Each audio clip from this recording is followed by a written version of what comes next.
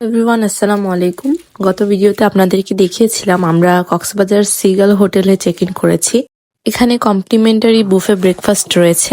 ব্রেকফাস্টে কেমন অ্যারেঞ্জমেন্ট থাকে সেটার ধারণা আজকে আপনাদেরকে দেওয়ার চেষ্টা করব। ব্রেকফাস্ট টাইম শুরু হয় সকাল 7টায় এবং শেষ হয় সকাল 10টায়। এখানে ব্রেকফাস্টে 50+ আইটেম ইউজুয়ালি থাকে। আমরা প্রথম দিন আর্লি উঠেই চলে যাই ব্রেকফাস্ট করতে। এখানে প্রথমেই ক্লিয়ার স্যুপ ছিল, তার পাশেই বিভিন্ন ধরনের ব্রেড, কেকস, মাফিন ইত্যাদি ধরনের আইটেম ছিল। তাছাড়া জ্যাম, বাটার, বিভিন্ন ধরনের স্প্রেড দেওয়া ছিল। এই সেকশনটাতে আমার সবচেয়ে বেশি ভালো লেগেছে খাবারের ভ্যারিয়েশনস।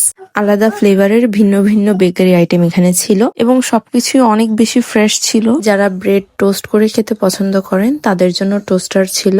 এছাড়া ফ্রুটসও ছিল।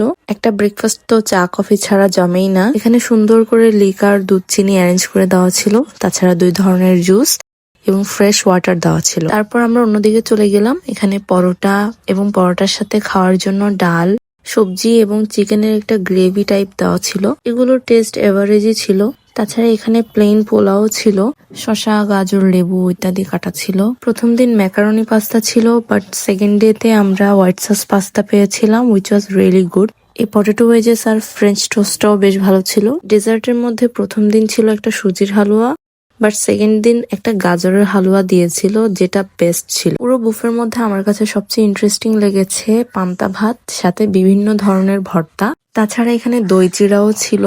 অ্যান্ড সেকেন্ড ডে তে খিচুড়ি সার্ভ করা হয়েছিল। এখানে একটা লাইভ স্টেশন ছিল যেখানে এগ ফ্রাই করে দিচ্ছিল, যে যেভাবে খেতে পছন্দ করে, পোস্ট অথবা মামলেট।